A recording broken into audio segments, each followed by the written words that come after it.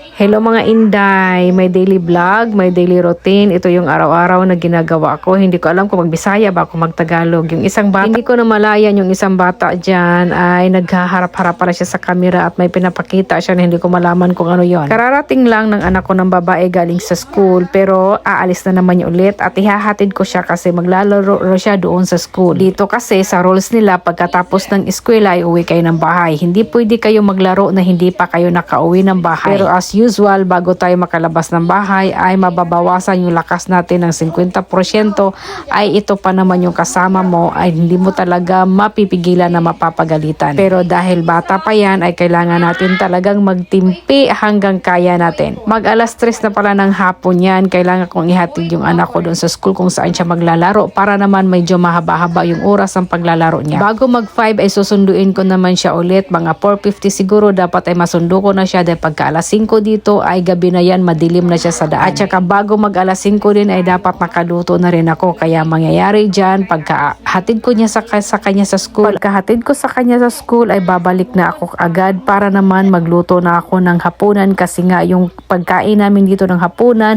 ay sinasanay ko yung mga anak ko ng alas 6 ng hapon ay nakakain na kami. At kailangan din ako makaluto bago mag 5:30 kasi 5:30 yung kain ng anak ko na panganay dahil ang pasok niya ngayon ay panggabi. So ang ibig kong sabihin ay marami po akong ginawa sa araw-araw kaya hindi ako mauubusan ng pagbablog ganun. Ang akala ko noon kapag ako ay nakapag-asawa ng foreigner ako ay magiging prinsesa na, yun pala ay charis-charis lamang. So ito, nakalabas na kami ng bahay, papunta na kami doon sa parking area. Yung parking area ko kasi ay malayo sa akin kung saan ako nakatira. Sa mga panahon na yan ay masyadong malakas ang hangin at malamig. Itong dalawa na to ay nag-uunahang makapasok sa loob ng sasakyan.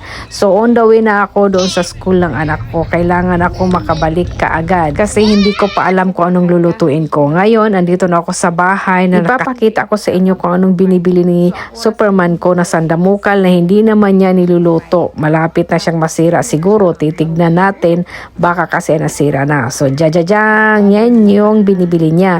Yung avocado malapit nang masira. Yung mga gulay malapit na ring masira. Ito expired na. Karamihan sa kanila ay bili ng bili pero hindi naman nila nakakain lahat o nasisira na lang. Katulad itong mansana, sasira na.